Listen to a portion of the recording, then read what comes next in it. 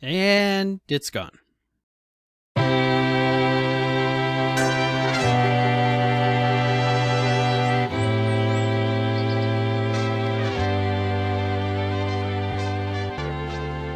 And how are you guys doing? My name is Charles Ray Dawson. I am the Associate Broker and Residential Sales Manager for ProStar Realty. This is the Unnamed Real Estate Podcast, episode 103. That's what happens when you're trying to think about something that you're not talking about in your head. All right. And how are you guys all doing today? So it is Thursday. It is Thursday the 19th, and we are moving into the new year with a boom and a bang. Like the teaser suggested and like the title suggested, are we moving into a seller's market? All right, that's our big question. And let's talk about the pros and cons of what's going on in a potential seller's market. We do have, with the lowering interest rates, we do have a lot more buyer activity than we had in the past, especially during the fall. We are not getting the listings in as fast to make up with the demand, so we're seeing shifts there. And since I'm already talking numbers, we might as well just go straight to the numbers. So here are our numbers coming up for January 28th. I'm going to put me right there so you can still see my face. All right, numbers for January 18th, 2023. Actives this week are 16,042, which is down 168 from last week. New listings are 1,783, which is up 194 from last week. Our contracts are at 2,166, which is up 243, and our closings are at 981. Coming soon to an MLS near you is 605, feeding into those active listings. Now, also on the Cromford Report numbers, what we have is supply has dropped to 67.9. Demand has raised to 73.9. So visualize 73.9 buyers looking at 76.9 houses, right? Or you can say 739 buyers looking at 769 buyers, however you want to do that. But it works out to a Cromford Report average of 108.8. Now, what's interesting is these numbers Cromford numbers are from today, January 19th, because I checked them again right before I went active and everything like that, and I realized that they had gone up enough to throw the numbers up even more. So the lecture that I was about to give you today, that I was thinking in my head tomorrow, is actually even more of a lecture, because now the numbers have increased even more that much. Let's take a look at a few things that we do have going on. Remember, our actives are still dropping. We're probably going to be under 16,000.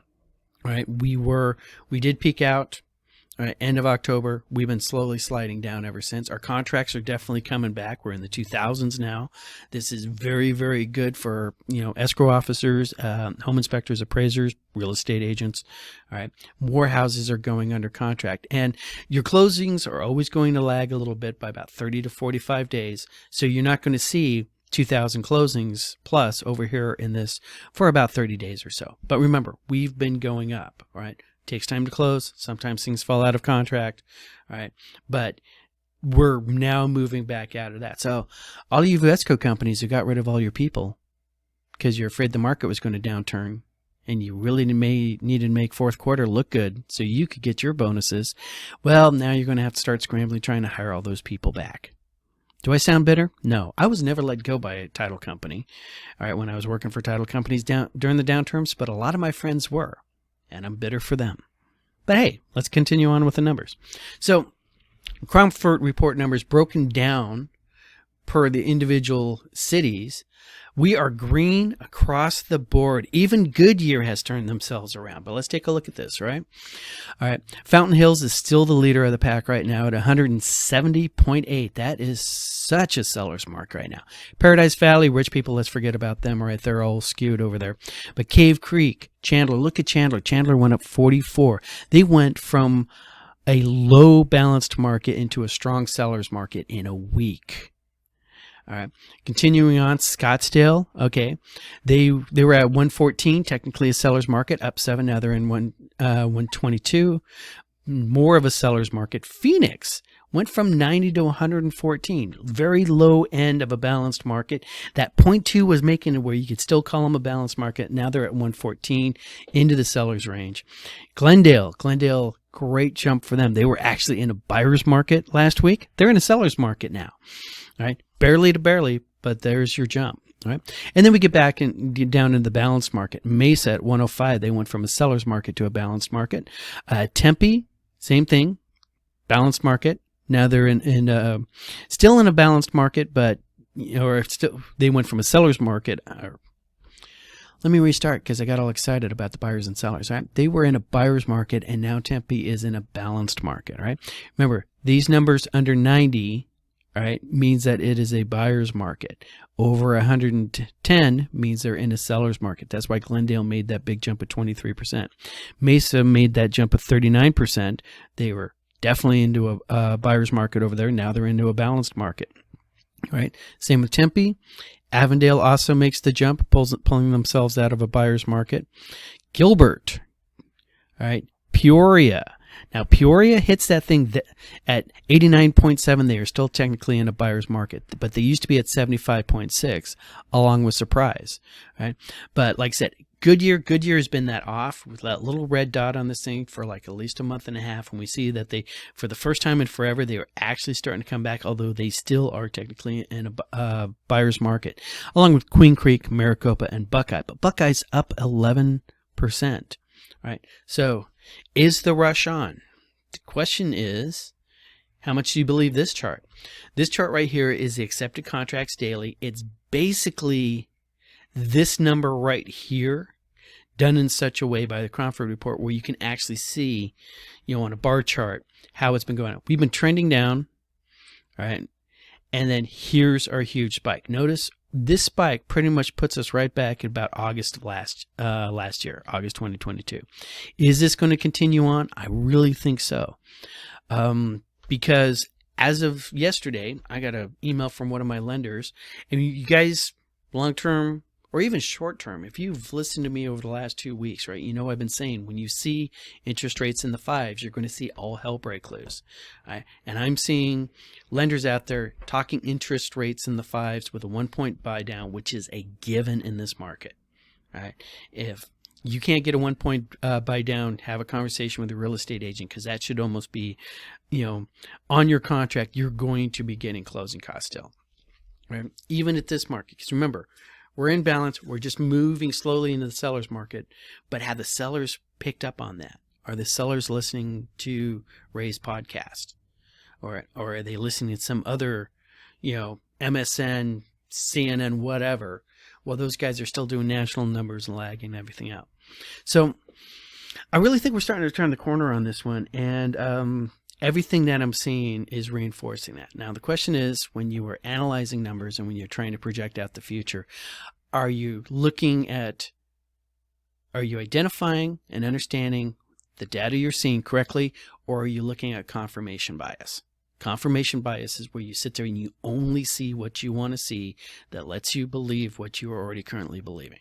Right? So that should always be in the back of your head. Let's see if we can find any confirmation bias on how I'm interpreting the numbers. And of course, if you say, Ray, you're just trying to read the tea leaves the way you want to see them, show notes below. Hey, and while you're down there, hit subscribe and click the like button, just like all the real podcasts say all the time. But yeah, leave it down there and see if you can find any holes in my theory here. Now, this is a residential resale based on calendar month, right? And this number right here is what houses are selling at. All right, price per square foot. Now, remember, we don't like to use price per square foot when we're really appraising or valuing a property. All right, for various reasons. I've covered that in farther back episodes. But it is a really great number to look at, so you can just quickly look at, hey, what do we got going on in the market, right? And this particular chart goes all the way back to 2010. Right after the crash, this is the big run up that we've had after the crash when we were starting to work in recovery. Now notice this drop right here where we're looking at $274. All right, that was back in there in that infamous April, May. That's when we peaked out, and then the interest rates start changing, and now we come down. We had a low point of 239. Those are the closing rates. That's what houses were closing at. All right, and now we're at 23.80. So that's the first tick up that we've seen, since April, May of last year. All right. Not enough to go on. All right. That is not enough to go on, but that is definitely something we anticipated seeing if we were moving back into a seller's market. All right. This chart right here is even more fun to look at. All right. And if this is just me because I'm a numbers geek, right? But this goes all the way back to 2018. All right. And we can see the slow, steady 2% growth that a healthy market, that's a balanced market, is going to increase at a certain rate.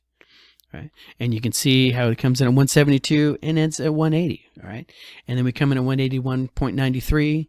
And just so you know what the years on this thing is, that this is going to be 2018, 2019, 2020, 2021. This is all 2022. And this right here in pink is the beginning of 2023. All right. But we're not going to talk about that right now. All right. And then you can see the serious run up start right about here. Okay, interest rates kept getting pulled down, and then that COVID thing hit. And when you look at this chart over here, you know, if I was monetizing this channel, the very fact that I kept saying the word COVID means that YouTube would demonetize my channel. I'm okay with that, all right? But you see this big crawl up right here until March 2020, when all of a sudden things went squirrely, all right? And when things went squirrely is because people suddenly had to start working from home. And when they started having to work from home and spending 8 hours a day with somebody else who's suddenly spending an 8-hour day, all right, all trying to work from home, people suddenly got a lot more interested in having houses of their own, bigger houses, and that's what kicked on this little run up here. So if we were going to name this run up, I'd literally call this the COVID boom. All right, this is our COVID run up and everything like that. But you can't see this on the chart in the way I draw these things, but if you take this trend line right here and continue it up without without that, we should probably have wound up right about here with a normal correction, right about there, right? And we were headed down towards that point, right? But remember something really important that's happened this entire thing. People's living standards and lifestyles changed. In a lot of cases, people aren't going back to the office place. People are still working from home. More people are working from home. And so that new lifestyle is now changing. And it might be a permanent change, right? And I think that's reflected in a lot of this pent-up demand that we see coming in this last month. Right? Because are we ever going to drop all the way back down to where we think we should be? No, because a whole bunch of more people are now need to be homeowners. Right, and we did not buy that many more houses. We still got Californians sneaking in over the river and stuff like that, and they're still deciding. California still sucks. People still want to live in Arizona over California. People are, Wisconsin, Michigan. Why do we keep getting all these people from Michigan and Minnesota? Why is that? Right, I thought they were all supposed to go to Florida. I thought the rule was if you're on that side of the Mississippi River, you go to Florida, and if you're on this side, you come to Arizona. Just wondering. So anyways, as long as we keep having that new glut of people moving in there and we're still not building enough houses, we're still not going to have a supply deficit compared to the demand side. So, but back to this chart. So we see the COVID run up and everything like that. And then right there, just like we see on all the other charts, then the interest rates come in. And I actually think this is healthy because our affordability was getting really, really squampus. Right, really, really squampus and more like that. And it encourages people to continue building houses. I don't want to see the builders suddenly stop building houses because, there's no future in it. All right, because they've all been burned doing that once before. All right, but now that we've got this coming down, you can see it level out. Now, the other chart I really wanted to show you. Did I actually put it on here? I did not. I wonder if it's too late to do that. Hold on. No, we're not going to do that. No, we're not going to do that at all. I was trying to show you where it was the price per square foot, not as sold, but as listed. And what you do is you see that for the last 6 months and stuff, the price per square foot, as pretty much everybody's been listing at the price per square foot they expected, that the property should have been at. But they weren't coming down on what they were going to list a price at, but they were offering all those other concessions out there, right? The 3% closing towards your closing cost, that points to buy down your rate. That's where we've been seeing the change on that side. So even though you do effectively see price per square foot coming down, right?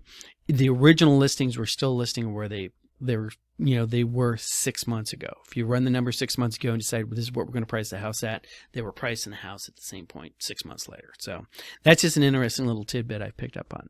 So what we're looking at here, with this coming down, this starting to flatten out, right, this little bump right here, all right, but this, people are buying houses again, all right, looking at this, everything is swinging back onto the seller side. Maybe you won't have closing costs here coming up soon.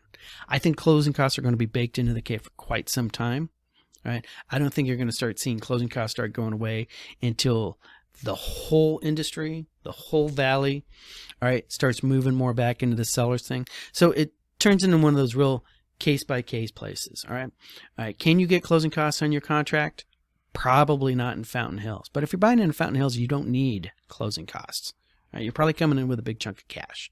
Right, it's a semi-formal retirement community and everything like that. Very upper-end professional side. Cave Creek, Chandler, probably not going to happen. Scottsdale, why do you need it if you're in Scottsdale? But Phoenix, now it's starting to become a thing. That's going to be per price point and per zip code. Right, and it might come down to per deal. 120 days on the market, done 3 price cuts, still there. Definitely going to happen. First weekend, no.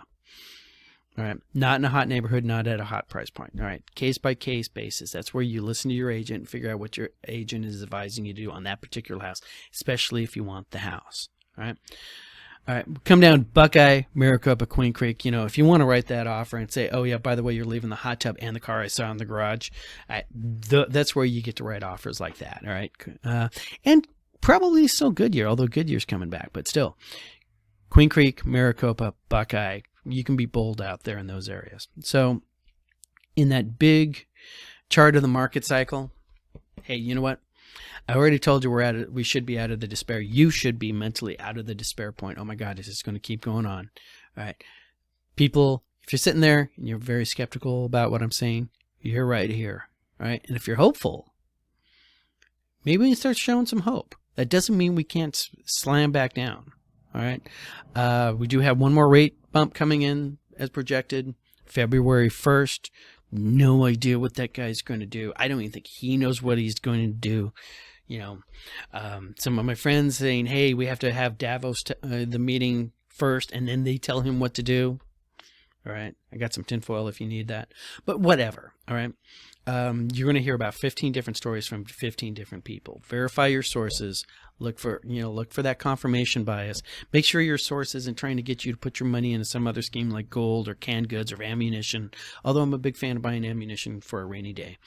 And keep the lookout on stuff. Once again, it's going to be very, very specific to you, the buyer, the house you're looking at, or you, the seller, the house you're trying to get rid of. This is, in this market, it's not going to be one size fits all. You're going to have to go out there and get some bespoke work done. All right? So, long story short, that's 18 minutes and 17 seconds worth of me talking. I'm going to wrap this thing all up. You guys have a really great weekend. Watch your pets and children around water and everything. Work your circles, and I will catch you guys